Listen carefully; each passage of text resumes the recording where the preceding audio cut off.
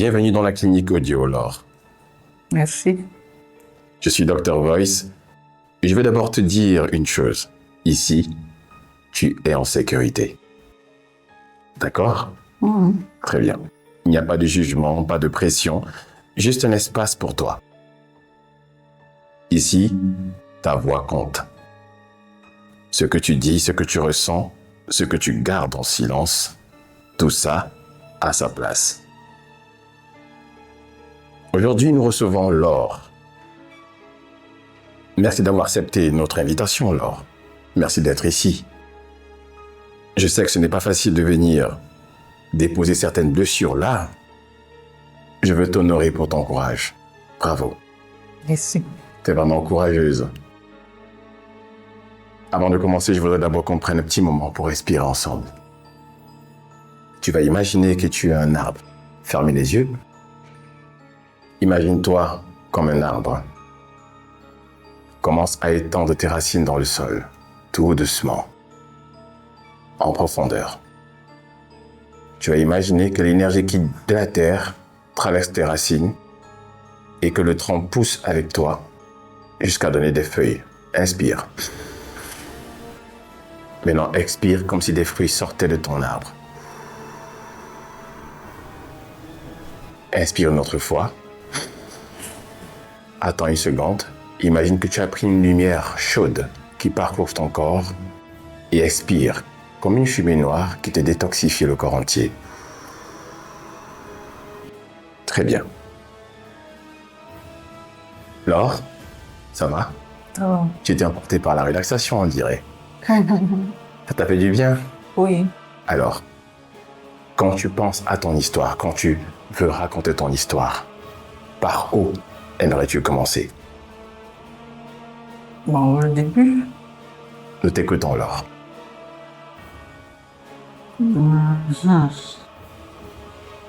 en fait, quand j'avais 3 ans, mes parents se sont séparés.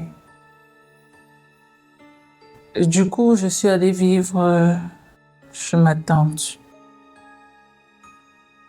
Chez ma tante, il y avait un cousin avec qui on vivait.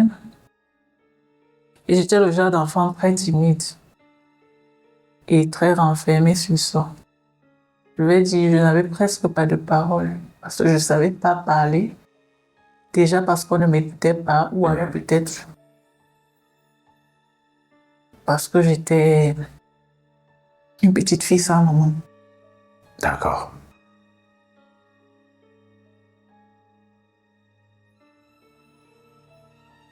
Quand j'avais l'âge de 6 ans ou 5 ans, en fait, je sais juste que je faisais la cile. Tous les soirs, puisque dans la chambre, il y avait ma cousine et moi, et puis mon cousin. Je remarquais que tous les soirs, il enlevait mon caleçon et il me faisait des choses que moi, je comprenais pas. Je n'avais aucune idée de ce que c'était jusqu'à ce que je sois une femme et que je sache vraiment que c'était... parfois, c'était sur la porte, c'était toutes les nuits, c'était dans le lit, c'était partout dans la chambre. Une fois qu'il avait l'occasion de se retrouver avec moi seul, il ne se gênait pas de faire ce qu'il avait à faire. Et là, tu avais 3 ans. 6 ans. 6 ans déjà. 6 ans ou 5 ans. D'accord. On s'était comme ça tous les jours. Et moi, j'étais juste là, comme un dessin animé, je vais dire ça comme ça. Je ne comprenais pas ce qui se passait en fait. Je n'avais aucune idée de ce que c'était. D'accord. Mais c'était des mouvements répétés tout le temps, tout le temps, tout le temps. Je n'avais même plus droit au sommeil en fait. Parce que même dans mon sommeil, à un moment donné, je me réveille, je trouve qu'il est collé à moi, il fait des trucs. En fait, j'ai gardé ça pour moi comme ça parce que je vivais dans un endroit où on ne m'écoutait pas. Je n'avais pas de parole. Tout ce que je disais n'était que mensonge. Je n'avais pas le droit de me plaindre. Je devais juste accepter tout ce qui se passe et rester là comme ça. Déjà, je n'avais même pas le droit de passer un petit moment avec mon papa quand il venait me rendre visite. C'était difficile, ce qui fait je me suis renfermée. Et puis, quand j'avais l'âge de 8 ans, on s'est encore retrouvés sur une tente où on a passé la nuit. Il a recommencé. Et là, je me suis dit, mais pourquoi moi? Parce qu'à un moment donné, je me levais, j'étais mouillée, je savais pas ce qui me mouillait à la culotte ou Mais je ne disais toujours rien. Et un soir, il a voulu dormir près de moi, j'ai dit non. Je me suis mise à pleurer, j'ai dit non, je veux plus que tu dormes à côté de moi, je veux dormir loin de toi. Que quelqu'un d'autre se couche près de toi, mais moi aujourd'hui, je veux pas dormir avec toi. On a commencé à me dire, mais il y a quoi? Pourquoi tu dis ça? J'ai dit non. Il n'y a rien à dire, mais je veux pas dormir avec lui. Soit je dors loin, soit je vais dormir au salon, n'importe où, mais pas avec lui. Et on a fini les vacances. Notre séjour chez la tante, on s'est séparés. Ça a mis beaucoup de temps. Quand j'avais l'âge de 18 ans, il était venu à la maison nous rendre visite. Et il a encore commencé à me toucher. Je lui ai demandé mais qu'est-ce que tu veux à la fin? Est-ce que tu es amoureux de moi ou alors tu ressens quelque chose pour moi? Est-ce que je t'attire physiquement? Parce que je comprends pas ce que tu veux. Je sais pas pourquoi à chaque fois que tu es avec moi, tu me désires de la sorte. Ce raisonnement, c'était à l'âge de 7 ans toujours? Non, 18 ans. De 8 ans déjà. Très bien. Il me dit non, c'est pas ça. C'est rien, c'est juste que je veux voir si tu es une femme ou si tu ressens quelque chose. Je lui ai dit, tu sais quoi, je ne ressens rien. Rien du tout. Pour les hommes, en général. Parce que après lui, là, c'était trop difficile pour qu'un homme m'aborde. Ça me dégoûtait, ça m'énervait, je devenais même agressive. Dès qu'un homme venait un peu pour me draguer, là, je devenais agressive sur le champ. Je disais non,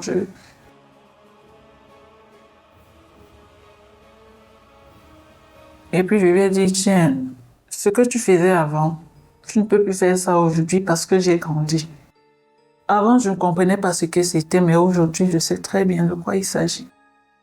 Tu m'as abusé. Tu as abusé de moi. Tu as profité de moi. Tu as profité de ma naïveté. Tu as profité de ma timidité. Tu as profité du fait que je n'avais pas de parole pour faire tout ce que tu avais à faire. Mais aujourd'hui, là, il a même essayé de me forcer. Je me suis défendue comme je pouvais. Je lui ai dit, tiens, si tu continues, je vais crier. Et tu sais qu'il y a les gens dans la maison, donc si je crie, on va sortir et je vais leur dire ce que tu cherches à faire. Il est resté tranquille, il n'a rien dit et puis il est parti. En fait, j'ai remarqué que c'est quelqu'un, quand il me voit, il a cette envie-là. Il veut à tout prix m'avoir dans son lit, dans ses bras, il va faire des choses avec moi, mais je suis même allée jusqu'à lui dire que j'aime les femmes. Il a insisté, il m'a dit, je veux confirmer que tu aimes les femmes, et si tu aimes vraiment les femmes, je le saurai. Il m'a déshabillée, il a encore essayé de coucher avec moi, mais j'étais là, j'étais couchée comme ça, et puis en fait, mon corps n'a pas réagi. Il s'est senti un peu humilié, il m'a dit, donc c'est vrai, j'ai dit oui, c'est vrai. Parce que tu m'as fait ça. Maintenant, j'aime les femmes. Ce sont les femmes qui m'attirent. C'est plus les hommes. Et on s'est séparés. On s'est séparés ce jour-là. Bon, j'ai senti comment il était un peu... je sais pas comment dire ça, mais il était un peu refroidi, quoi. Il a compris que cette étape-là, il ne pouvait plus la passer avec moi. Mais entre-temps, moi, avec les hommes, ça ne collait pas trop. J'étais du genre homme, sexe, homme, sexe, là-bas, par-ci, par-là, et je m'en foutais. Parce qu'à un moment donné, je me suis dit, mais c'est quoi ce corps que j'ai? Pourquoi je dois avoir un corps qui attire les membres de ma famille au lieu d'attirer l'autre personne? J'ai commencé à m'en vouloir, j'ai même pleuré, j'ai demandé à Dieu de me changer ce corps-là. Parce que je ne l'aime pas du tout. Est-ce que tu as pensé te suicider? Non. Très bien. Jamais. J'ai plutôt pensé à faire de mon corps une marchandise D'accord. sexuelle. Oui. J'ai plutôt pensé à ça. Mais avec le temps, je sais pas comment, où j'ai puisé la force, je sais pas où. Je me suis dit, bon, c'est mon corps, c'est Dieu qui m'a donné ce corps, je dois l'accepter et faire avec. Et faire avec. À partir du jour-là, j'ai dit plus jamais, on ne va abuser de moi, plus jamais. Sauf que ces choses-là, ça a toujours des séquelles. Des séquelles où on se dit non, on a peur de parler, on a peur d'avancer.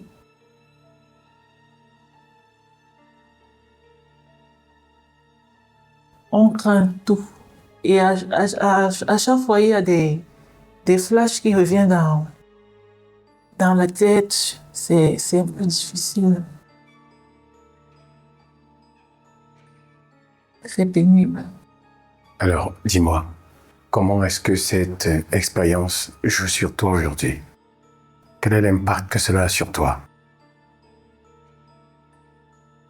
J'ai toujours ce dégoût-là, surtout quand je le vois. Et j'ai toujours cette crainte-là. Et j'ai mal de n'avoir pas parlé. C'est tout. Ouais. Je souffre de n'avoir pas parlé, de n'avoir rien dit à ma famille. Et jusqu'à présent, je ne peux rien dire parce que j'ai peur. J'ai peur de ce que ça peut entraîner. Coup de courage.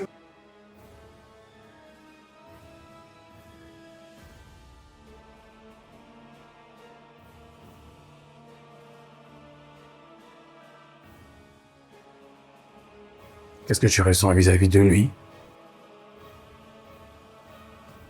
Parfois du dégoût, mais parfois rien du tout. Parfois rien du tout. La plupart des fois, c'est rien du tout. Absolument rien.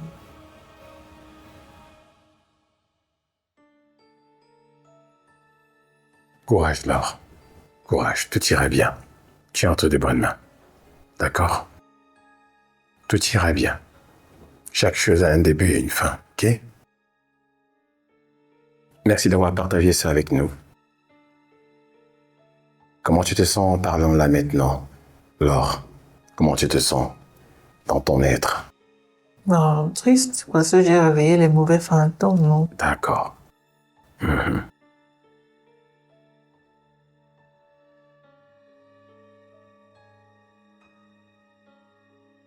Tu sais, Laure, parfois notre corps parle avant les mots. Là, pendant que tu partages ton expérience, est-ce que tu sens un endroit de ton corps qui est serré? Ta poitrine, ton ventre, ta gorge haut, Poitrine. ta poitrine. Très bien. Laure, merci pour ta confiance. Maintenant, je vais passer la parole à Dr Nastia. Elle va t'aider à comprendre ce qui se joue en toi, en fait. Ce qui se passe dans ton intérieur. Elle va t'accompagner pour poser les premiers pas vers la guérison. Et tu seras entre de bonnes mains et tu es entre de bonnes mains. D'accord, Laure? Courage. Tout va bien.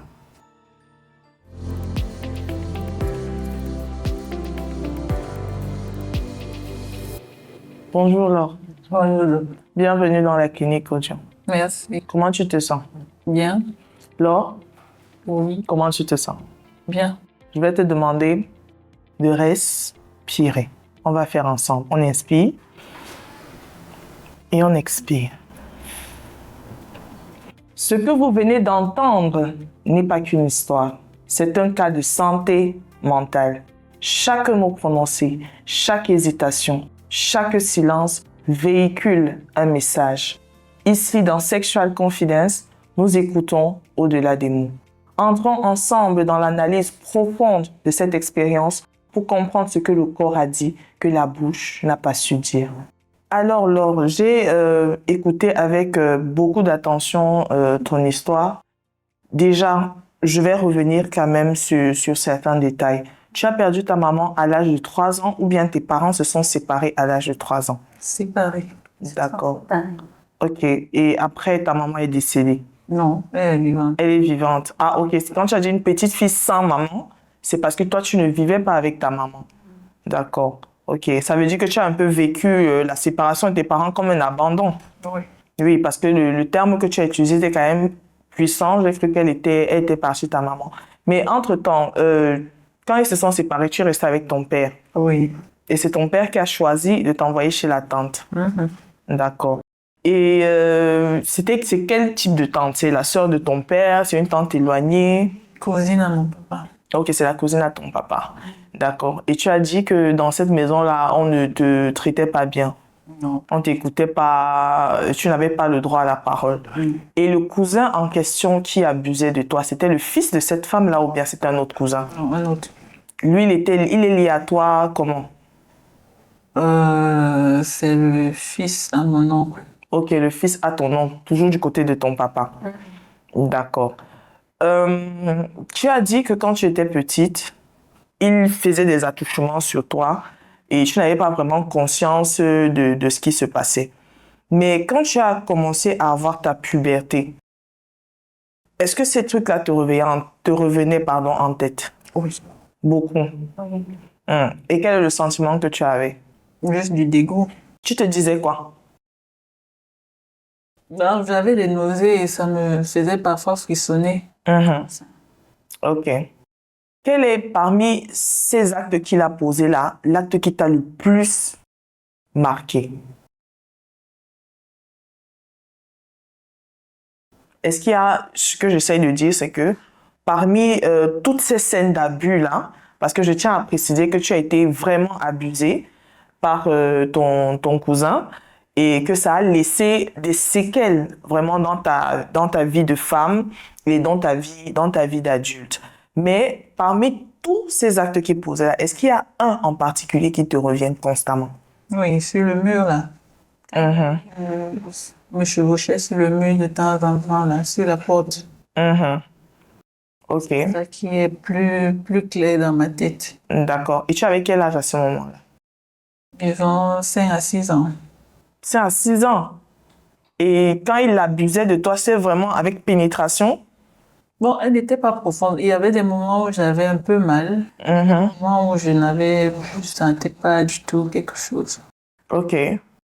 Et tu as bien souligné que pendant ta vie de femme et tout, quand tu es devenue une grande fille, les hommes t'approchaient, mais comment tu te comportais? J'étais agressive, mais je les insultais même à la limite. Oui, je les insultais comme ça. Donc, c'était genre quand un homme m'approche pour me dire ces choses-là, Tu es réticente. Mais après, est-ce que tu t'es quand même mis en relation avec quelqu'un? Et comment ça s'est passé? Ta première relation? Ah, j'ai été trompée, non? Trompée comment? Il était infidèle. Fidèle, voilà. Fidèle. Il a profité de ma naïveté et puis moi je croyais à tout ce qu'il disait et pourtant c'était pas vraiment ça, c'était que des mensonges. C'est allé jusqu'à 6 relations. Jusqu'à 6 relations. Donc tu as eu 6 relations sexuelles ou bien juste 6 relations suivies? On va dire, moi je pensais que c'était des relations vraies. Pourtant, c'était pas ça. D'accord. Bon, si je compte avec les relations sexuelles uniquement. Ça sera beaucoup. Oui. Donc, le fait que tu aies été que ton corps ait été manipulé comme ça, comme il a été manipulé, ça t'a donné envie de recommencer, mais cette fois-là, en ayant toi le choix de le faire. C'est-à-dire que tu t'es dit, OK, comme ces fois-là, c'est lui qui venait vers moi, j'avais pas vraiment le contrôle, ni l'autorité. C'est ce qu'il faisait de mon corps. Maintenant, c'est moi qui choisis avec qui je vais. Et quand je vais, ça te donnait un peu un sentiment de suprématie. Tu te sentais puissante face à ces hommes-là. Si je te demande de définir, pour toi, c'est quoi un homme? Un homme comme je le conçois. Oui, exactement. Comme tu le crois. C'est quelqu'un qui me respecte, qui m'aime, attentionné. Et qui a les mêmes visions que moi, Mhm. partage des choses sans mentir, quelqu'un de vrai. D'accord, ça veut dire que tu sais encore quand même que des hommes bons existent sur cette terre. Bien sûr, bien sûr. D'accord, ça marche. Maintenant, on va rentrer dans les relations que tu as eues. Est-ce qu'il y avait des difficultés pour toi à te connecter émotionnellement à ces hommes-là? Certains, oui, et d'autres, c'était très vite. Je m'attache naturellement très vite parce que je pense que j'étais beaucoup en quête de l'amour. OK. Oui, ce qui a fait que je m'attachais à toute personne qui venait vers moi, Mhm. on va dire entre guillemets, de manière sincère. Mhm. Et que tu sentais que la personne était vraiment intéressée par toi, qu'elle était vraie. Mhm. Et après, c'était la déception, les pleurs, les larmes. Je m'accrochais comme je pouvais, j'essayais, je recommençais tout le temps. Quelle est la plus grosse déception que tu as déjà eue? Bon, il y en a eu deux, hein. Mhm. Deux hommes que j'ai aimés, Mhm. qui m'ont fait croire des choses et pourtant ils avaient déjà une vie. Ils avaient une double vie. Mhm. Mhm. C'est-à-dire que tu es avec quelqu'un en relation. Vas-y, raconte-moi un peu. Oui, ils me lâchaient comme ça pour aller retrouver les mêmes, on sait, qui ont pu leur donner des enfants. D'accord, ça marche. Maintenant, dans ton intimité, avec ces personnes-là que tu as aimées, comment ça se passait? Euh, de mon côté, c'était pas trop bien. Pourquoi? Parce que je préférais satisfaire l'autre et ne pas penser à moi. Mhm. Peur de gâcher la relation. Mhm. Oui. Donc, ça veut dire qu'à un certain moment donné, tu as quand même connu la satisfaction sexuelle. Maintenant, oui. Je peux le dire maintenant, oui. Ça a été facile pour toi Est-ce que ça a été facile déjà d'abord pour toi de Non. réussir à... Trop difficile. Tu as fait combien d'années? Je dis n'importe, donne n'importe quel chiffre. On va dire peut-être 10 ans Hum. plus. Sans jamais avoir vraiment la satisfaction de passer à l'acte et tout. OK. Et maintenant, quand tu te mettais en couple, n'est-ce pas? Quand tu te mettais en couple, c'était quoi ton souhait? Parce que tu as dit quelque chose tout à l'heure. Tu as dit, à un moment donné, j'ai failli utiliser mon corps comme une marchandise. Est-ce que tu l'as fait? Non. Tu ne l'as pas fait. Mm. Mais est-ce que tu as quand même eu des relations, comme on dit, les coups d'un soir? C'est-à-dire que tu rencontres quelqu'un, tu dis que allons-y, tu rencontres quelqu'un et tout. Ça t'est arrivé beaucoup de fois? On va dire 3 fois. 3 fois. Et c'était quoi l'intention derrière? C'était comme une vengeance. Mhm. C'était pas comme c'était une vengeance. C'était une vengeance. OK. Contre qui? Les hommes, non. Mais ça, c'était après tes déceptions amoureuses ou bien... Non, après avoir pris conscience de l'abus par mon cousin là, et aussi j'éprouvais vraiment du dégoût pour les hommes. C'est vrai, ça s'est empiré, ça s'est un peu empiré après mes déceptions amoureuses. Mhm. Et j'ai eu un homme dans ma vie qui m'a dit, tiens, voilà, c'est pas comme ça que ça se passe. Tu ne dois pas en vouloir à des innocents parce qu'ils n'étaient pas là. Mhm. T'es pas là. Ce que tu as traversé, c'est ton histoire. C'est pour toi. Tu n'as pas à te faire du mal. Je tiens à préciser quand même que personne ne mérite de vivre ce que tu as vécu. C'est pas quelque chose de normal. Ça, c'est ce qu'il faut d'abord déjà qu'on dise aux personnes aujourd'hui qui vont entendre ton histoire. C'est qu'à aucun moment, le corps de quelqu'un ne sert d'objet à une autre personne. D'accord? Ça veut dire qu'une femme, déjà, tu t'es même pas encore une femme, que le mec, il avait déjà commencé. Donc, ça veut dire que on est dans un cas précis. Peut-être, il avait quel âge à ce moment-là? Il était adolescent. Oui. Peut-être 18 ans. On est dans le cas précis peut-être d'un adolescent qui n'arrive pas à contrôler ses pulsions. Et ça, c'est très grave. C'est pour ça que je parle toujours d'éducation à la sexualité. Donc, je te précise ici, parce que je t'ai vu, tu as écrasé beaucoup de larmes pendant que tu étais avec Dr. Voice. Je tiens à te dire que tu as prononcé une phrase aussi qui a attiré mon attention. Tu as dit, pourquoi ce corps-ci est seulement attiré par les membres de ma famille?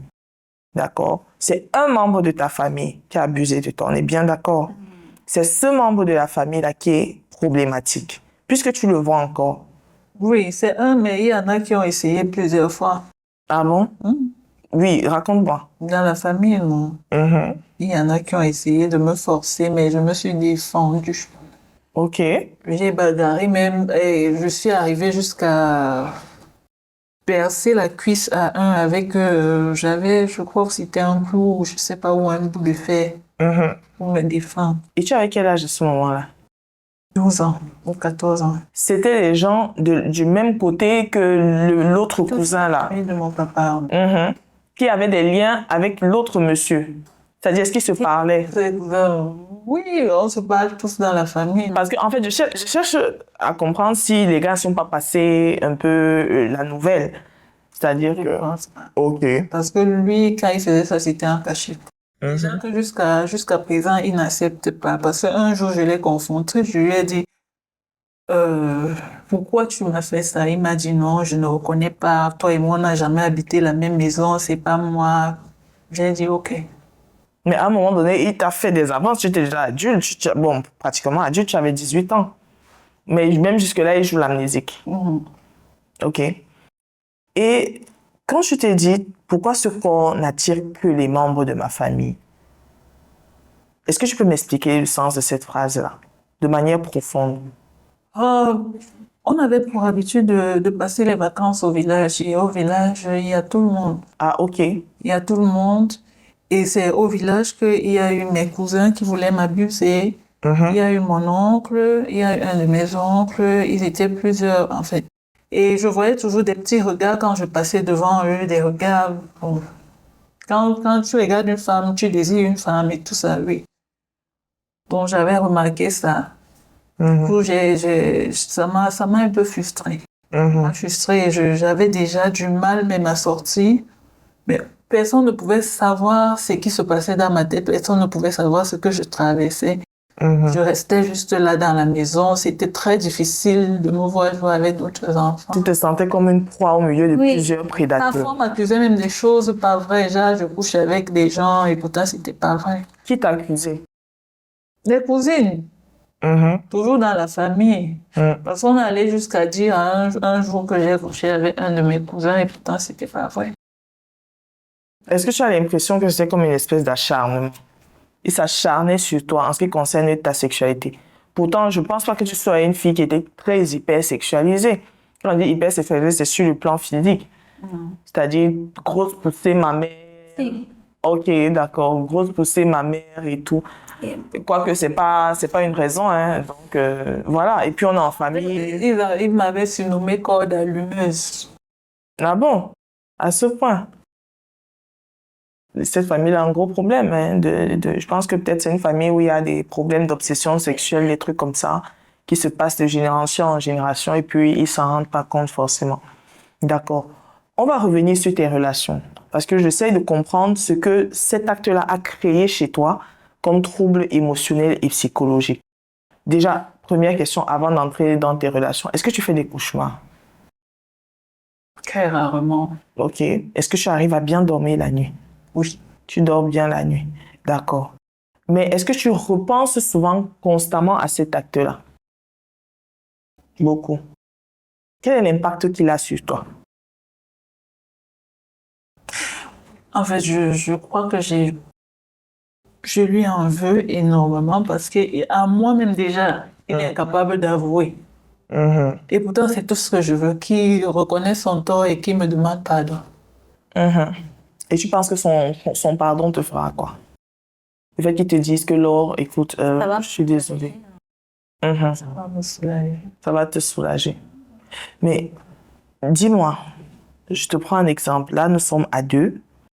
Si tu penses là maintenant à ces actes-là, qu'est-ce que ça te renvoie comme émotion? La colère. La colère. Contre qui? Oui, là. Contre ton cousin. D'accord. Est-ce que tu supportes quand même rester dans la même pièce avec lui? Pas quand je suis seule. Je sais que forcément, il va vouloir encore abuser de toi. D'accord. Est-ce que tu fais souvent des crises de panique? Non. Est-ce que tu as des troubles de l'humeur? Oui. C'est-à-dire que tu peux passer d'une joie Oui. à une colère sans transition, comme on dit au quartier. Oui. Mhm. Et ça t'arrive la plupart du temps quand? À quel moment? Je dis peut-être quand j'ai passé une mauvaise nuit. Mhm. Tu attends quand t'as mauvaise nuit. Parce que moi, quand j'entends mauvaise nuit... J'ai manqué de sommeil. Mhm. Peut-être ma petite fille qui m'a dérangé toute la nuit. Mhm. Mais c'est pas tout le temps. Non. D'accord. Tout le temps, je suis posée, tranquille dans ma vie. Je souris à tout le monde. Je suis avec ma fille.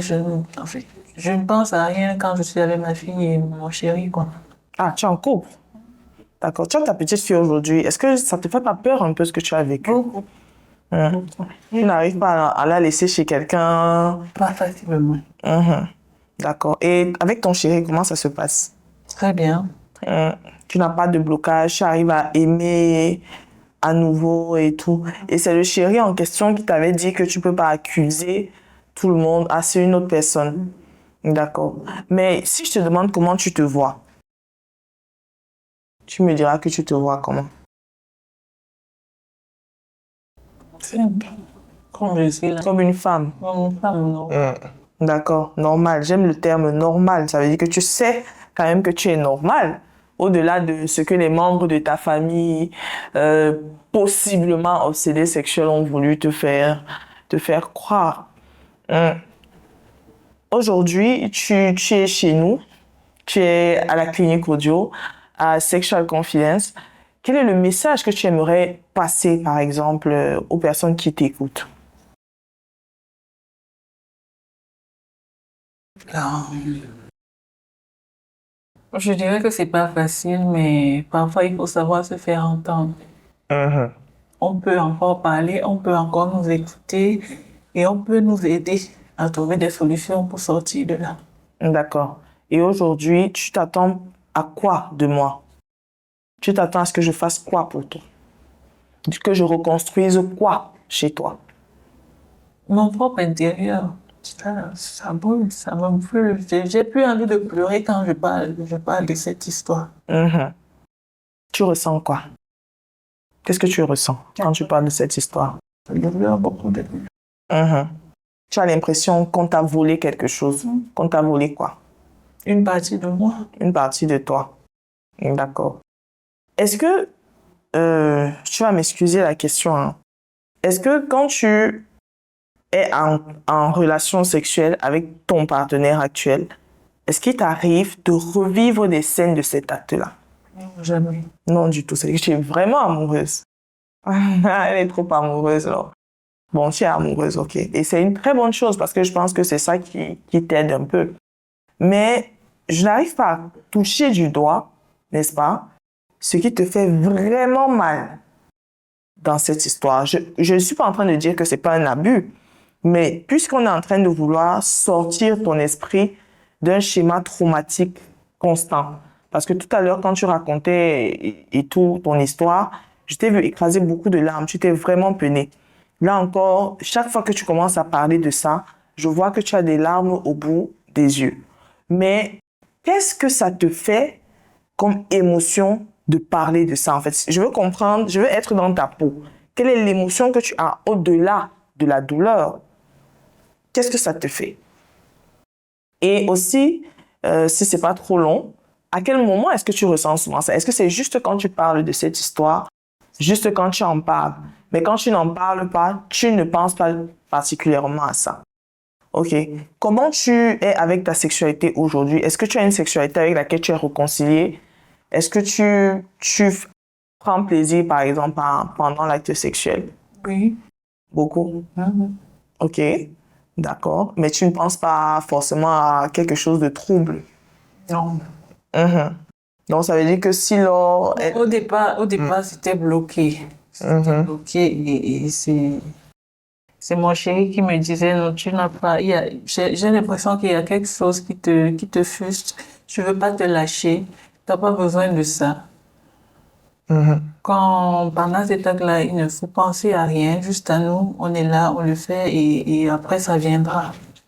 C'est avec le temps que j'ai commencé À te relaxer, à te laisser aller, à faire confiance à l'autre et tout. Est-ce que tu te fais confiance à toi-même? un peu. Ça dépend des situations. Ah, comme dans quelle situation tu te fais pas confiance, par exemple? Tu te fais pas confiance dans quelle situation, par exemple? Dans quelle situation je me fais pas confiance? Quand je suis autour des gens, j'arrive pas à m'exprimer normalement. Pourquoi? Je sais pas, il y a comme un blocus, je n'arrive pas, ça sort pas. Parfois, j'ai même la voix Qui tremble. oui, qui refuse de sortir. Parfois, je pleure. Parfois, c'est compliqué. Est-ce que tu as une bonne relation avec ton père? Oui, Très bonne relation. Et avec ta mère? ma mère biologique. Pourquoi? Ben, ma mère est partie, elle est partie. Mais vous êtes encore en contact aujourd'hui? Vous êtes en contact aujourd'hui? J'essaye. J'essaye, mais c'est difficile. Est-ce que tu n'as pas l'impression que tu en veux à ta mère? Si, Est-ce que tu ne la rends pas un peu responsable de ce qui t'est arrivé? si, parfois. Je pense que c'est pour ça que tu pleures. Tu vois? C'est-à-dire que je me dis, hein, après l'analyse et tout, la conversation qu'on a eue, que quand tu penses à cet acte-là, il s'est passé dans ta famille paternelle. 2, c'est ta mère qui est partie, elle s'est séparée de ton père, et ton père n'a eu d'autre choix, je suppose, hein, de te laisser dans sa famille à lui, et tu as subi ces actes-là pendant des années. Or, une maman, ça protège son enfant, vrai ou faux? Tu te dis qu'une maman, ça n'abandonne pas son enfant, une maman doit tout donner pour protéger son enfant. Si je te demande de décrire les sentiments que tu as pour ta mère, 5 sentiments que tu éprouves, elle là, sans réfléchir, tu diras quoi? On n'aura pas saigné. Elle n'aura pas 5, c'est trop drôle. Elle n'aura pas 5. Vas-y, donne-lui même 2. Il y a pas de... C'est la reconnaissance. Mais si on va dire l'amour d'une mère, c'est fadi, Et comme émotion négative? négative. Bon, j'en veux à ma mère énormément. Énormément. Énormément au point où je n'arrive pas à tisser ce lien de mère et fille avec elle. Mais j'avoue que j'essaye, mais j'ai l'impression qu'elle est très réticente aussi. Du coup, ça me refroidit et ça me fait fuir. À la rigueur. Est-ce qu'il t'arrive souvent, quand tu penses à ce que tu as subi venant de ta famille paternelle, de te dire que est-ce qu'une petite fille est censée vivre ça quand elle a sa maman en vie?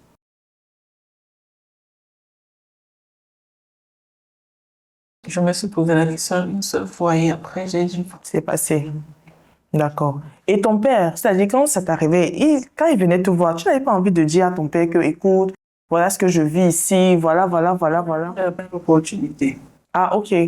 Tu as précisé quand tu expliquais qu'on te Donc c'était mettait... déjà quand mon père vient, dès que je lui ai dit bonjour, j'ai même pas le droit de me frotter à lui, de lui faire un câlin ou quoi que ce soit. Mais lui, il ne remarquait Il pas. est déjà appelé. Ah, ok, on t'appelle, on fait comme si on t'envoie. Mais lui, il ne ressentait pas le besoin de passer du temps avec toi en dehors à la maison, par exemple. Peut-être. Mais il ne le manifestait pas. Je vivais ici et lui, il était à Yaoundé. C'était un peu difficile pour lui. D'accord. Il venait très rarement, même pendant les vacances ou pendant les fêtes de Noël. Est-ce que tu as une grande valeur de toi-même? C'est-à-dire que, est-ce que quand tu te regardes, tu te dis, je suis une grande fille, je suis une belle fille et je mérite beaucoup de belles choses. D'accord, ça veut dire que tu as beaucoup de force de caractère. Et cette force de caractère-là, tu as développé ça avec le temps. Avec le temps. Et la venue de ma fille qui n'était pas facile. La relation avec le père de ma fille qui a été aussi compliquée. Je crois que c'est là où j'ai puisé la force nécessaire pour être celle que je suis aujourd'hui. Tu es qui aujourd'hui, alors? Je suis une femme très forte. Vraiment très forte. Tu affrontes tout. Je me laisse plus piétiner, je me laisse plus écrasée, je me laisse plus, bon, je laisse plus qu'on me dise n'importe quoi. On te disait n'importe quoi. Oui. Je n'avais pas de parole, en fait, je parlais pas. Mhm. Mais aujourd'hui, je me rends compte que j'arrive à me fâcher, gronder et me faire entendre quand il le faut. Mhm. Est-ce que le fait que tu ne parlais pas n'a pas forcément un lien avec le fait que tu aies quitté quand même, parce que 3 ans de ces bébés, hein, tu quittes ton père et ta mère à 3 ans pour aller vivre dans une famille, tu es pratiquement sorti à peine de la phase nourrisson. C'est-à-dire que le fait qu'on t'ait vraiment appuyé, comme on dit chez nous au quartier là-bas, a fait de toi une fille introvertie, et qui n'arrive pas facilement à exprimer ce qu'elle ressent. Si je te demande de donner 5 qualités de toi, tu diras quoi? J'aime bien le chiffre 5. Je suis déjà une femme très attentionnée. Oui, très attentionnée, respectueuse. Wow. Je suis une bonne mère, une bonne maman. Qu'est-ce que j'ai encore? Une femme indépendante. Et battante. Et maintenant, C'est la rime indépendante et battante. Mhm. comme je peux. Et j'aime beaucoup les gens. D'accord. Et tes défauts? Au passage. Je suis très têtue. N'est-ce pas? Oui, comment? Quel genre de têtutesse? C'est-à-dire que si on te dit que Laure, fais ça, tu dis non, c'est quand j'ai décidé. Je ne vais même pas faire. Même si tu me tapes, même si tu m'écrases, je ne vais pas faire. C'est tuer pour tuer, quoi. Le mieux, je meurs. Ça, vraiment, j'avoue, je suis très têtue. D'accord. Est-ce que tu n'es pas un peu têtu là avec tes propres émotions? C'est-à-dire que ton cœur veut dire ça, mais ta bouche dit autre chose. Là, maintenant, ici. Tu dis ce que ton cœur pense. Donc, tu n'es pas têtu avec moi. Ok. C'est satisfaisant. D'accord. Bon. Il y a quelque chose qui me gêne. Tu vois, et je pense que c'est mieux qu'on en parle, puisque l'objectif aussi, en même temps, au-delà de sensibiliser les personnes qui nous écoutent, c'est que toi, aujourd'hui, et après être venu à la clinique, que tu repartes d'ici changé. Changé en ce qui concerne tes traumatismes. Si je te demande de me citer 2 traumatismes, en 2 mots différents, qui habitent en toi, tu diras quoi? Bon, je dirais. Il y a déjà la séparation avec ma mère. Et je sais pas comment dire ça. Dis seulement quelque chose, on va trouver le mot. En fait, j'ai envie que cette boule-là sorte. Laquelle des boules? Ce mal que j'ai, ce que j'ai cultivé en moi, à cause des abus, là, je veux me sortir de là. J'ai l'impression que je me suis renfermée, j'ai créé une grosse carapace. Et c'est ce que moi-même je vois. C'est-à-dire, je vois clairement qu'en fait, ce que je vois, c'est qu'il y a 2 Laure. Il y a Laure qui parle et il y a une Laure qui est en dessous, qui est cachée, qui refuse de sortir. Et c'est cette Laure-là que je veux que tu fasses sortir parce que jusqu'à présent, je ne la vois pas. Tu vois? Il faut que tu comprennes qu'il y a une différence entre parler tout court d'un problème et parler d'un problème avec une thérapeute.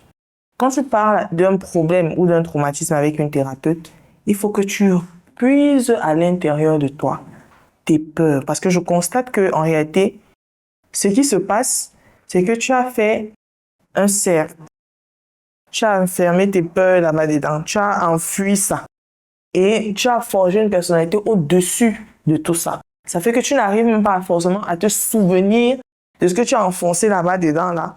Et du coup, tu es confuse exact sur ce que tu ressens et sur ce dont tu as vraiment besoin d'avoir comme traitement aujourd'hui. On va faire un petit mémoriam. Tu as dit que l'acte qui te traumatise le plus que ce cousin a posé, c'était quand il t'a pris sur la porte. Est-ce que tu as expérimenté ça avec un partenaire? Cette position-là? Jamais. Qu'est-ce qui te dérange dans cet acte-là? Je sais pas. Pourquoi, selon toi, c'est ça qui revient tout le temps? Aucune idée. Est-ce que tu fais partie des personnes qui aiment mentir? Non. Justement, c'est ça. C'est des questions bizarres, mais ce sont des questions très calculées. Quand je dis mentir, n'est-ce pas, c'est pas mentir que tu es une menteuse, tu vois, mais voiler la vérité. Je te prends un exemple, hein. Cas clinique, comme je viens de souvent dire. Si tu as envie de dire à quelqu'un, donc ta tasse-ci, elle n'est pas belle. Tu vas plutôt prendre la tasse. Tu vas regarder. Ça aurait pu être mieux fait. Ou bien tu vas dire, donc la tasse n'est pas belle. Point. Ouais, c'est mon conseil, ne pas. Tu vas dire ça comment? C'est la première option. La tasse n'est pas belle, point. Non. Et en fait, cette tasse. Comme ça.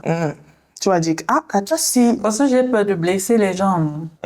J'aime pas blesser les gens. Mais est-ce que tu ne penses pas que tu te blesses toi-même? Après, oui. Mais sur le coup, là, je pense d'abord ne pas blesser l'autre. Quand tu dis, je veux faire sortir cette boule-là de moi, la boule dont tu parles là, elle est comment? Elle est où? Qu'est-ce qu'elle contient? Je ne sais pas. Je peux pas, je ne saurais le dire, mais je sais que ça pèse. Et je sais que c'est ça qui me bloque. À quel C'est niveau? ça qui m'empêche parfois de m'évader, c'est ça qui m'empêche parfois de m'épanouir. Peut-être cette peur de blesser les gens, de dire des choses qui vont pas forcément faire plaisir aux autres. Tu as vécu combien de temps en famille? De l'enfant jusqu'à l'adolescence, et je suis partie de là quand j'avais 14 ans. Et comment te traitais en matière... On t'alimentait bien? Il n'y avait pas de différence de traitement avec tes enfants à la maison? Aussi. Beaucoup. On tapait, on frappait sur toi? Oui. Beaucoup. Tu n'avais pas le droit de te plaindre quand tu disais quelque chose? Tu as raison. Si on prenait toujours la parole de la première personne, allait dire tel a fait, et bon, c'était toujours moi qui faisais ci, ça. On n'essayait même pas de vérifier si c'est vrai ou faux. J'étais bastonnée, j'étais punie, j'étais... Dans cette maison-là, c'était ton oncle ou c'était ta tante? Ou bien c'était... C'est mon oncle, normalement. Qui avait sa femme? Oui. Et c'est qui te battait? C'était la femme ou bien c'était les deux? Les deux me battaient. Les deux te détestaient, quoi. Les deux me battaient. Bon, si la femme m'a battu en journée, le papa n'était pas là. Quand il rentre, il me battait encore. C'est douloureux, hein? Est-ce que c'est pas ça qui te crée cette boule-là? Parce qu'en même temps, dans une même maison, tu es battu, il y a des différences de traitement, et il y a quelqu'un encore qui abuse de toi. Est-ce que tu es allé à l'école? Oui. On te permettait d'aller à l'école? Est-ce que tu es allé à l'école comme tous les autres enfants de la maison? Sans qu'il y ait de différence du genre... Si c'était pour agent de taxi ou quoi, oui. Là, tu marchais à pied et tous les autres avaient droit à l'argent de taxi. Est-ce qu'il t'arrivait de pleurer souvent? Toujours. Tu pleurais tout le temps. Tu te disais quoi? Que je n'arrive pas à croire que j'ai un papa, mais je vis tout ça. Moi, je pense que c'est de là que vient cette boule-là. De la relation avec tes parents. Pourquoi? Parce que c'est un lot de traumatisme et de maltraitance. Parce qu'en même temps, ce que ton cousin te faisait subir, c'était de la maltraitance physique et émotionnelle que tu as drainée. Mais parce que tu refuses justement j'ai envie de dire, de haïr ton père et ta mère, tu as créé une boule et tu as mis le traumatisme sexuel au-dessus de la boule. Tu comprends? Parce que, en fait, tout ce que tu expliques là, le traumatisme et tout, tu parles de ça, oui. Je suis d'accord, on a abusé de toi. Et je tiens à préciser encore une fois de plus ici que une personne qui abuse d'une autre personne, c'est une personne qui est atteinte psychologiquement. Donc, c'est elle le problème. On est bien d'accord? Que tu sois hyper sexualisé ou quoi que ce soit, c'est elle le problème. Et ces personnes-là doivent se faire accompagner, se faire suivre. Mais dans ton cas, Laure, je comprends que ce qui te crée cette boule-là, c'est la relation que tu as eue avec ton père et ta mère, liée à tout ce que tu as subi. Donc, dans cette boule-là, si tu as le courage, ferme les yeux. On va faire un petit exercice et tu vas me dire ce que tu ressens.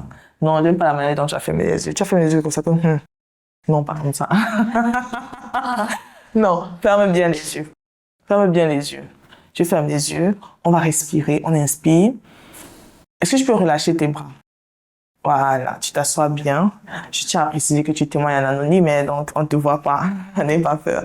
Donc tu relâches tes bras. Voilà. Tu vas inspirer. 2 secondes. Tu expires. Tu inspires.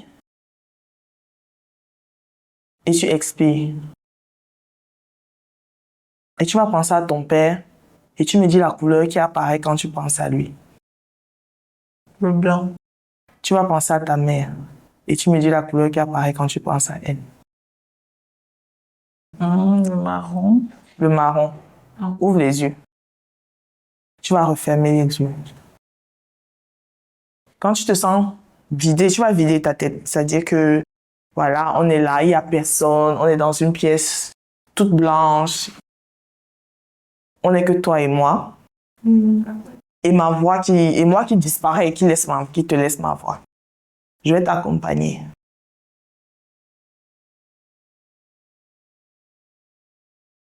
Tu vas inspirer. Et tu vas expirer.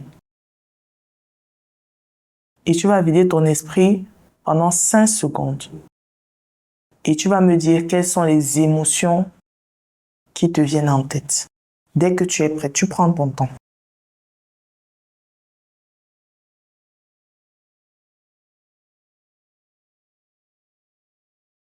C'est quand tu veux. Bon, je regarde la toiture, il y a des murs partout. Je cherche mon chemin.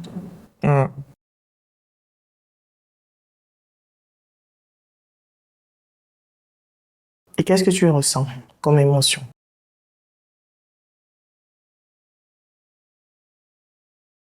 Juste, je suis perdue. Tu te sens perdu. Ouvre les yeux. Quelles sont les émotions qui t'ont envahi? La peur. La peur. Je savais que ça allait être la peur. Tu sais pourquoi c'est la peur qui t'envahit? C'est parce qu'il y a quelque chose en toi que tu refuses d'admettre. Cette chose-là, personne ne peut t'aider à trouver ça. Juste toi. Tu comprends? Tu vois que quand tu fermes les yeux, tu as un peu de larmes qui veulent couler. Mais tu n'as pas de représentation psychique de ce qui t'effraie. Est-ce que tu as vu quelque chose en dehors des murs? Tu as juste vu un brouillard, c'est-à-dire un chemin sans voie. C'est parce qu'il y a quelque chose qui est plus profond que ce traumatisme sexuel que tu as enfoui en toi. Et moi, en toute sincérité, je pense que ça a un rapport avec ton enfance et tes parents. Tu comprends? Parfois, je prends la relation. Quelle est la relation que tu as avec ta fille? C'est une relation très fusionnelle. C'est-à-dire que c'est difficile. Est-ce que tu as déjà eu à frapper sur ta fille? Rarement. Est-ce que c'est... Oui, des petites tapettes. Est-ce que c'est la personne qui compte le plus au monde pour toi? Oui.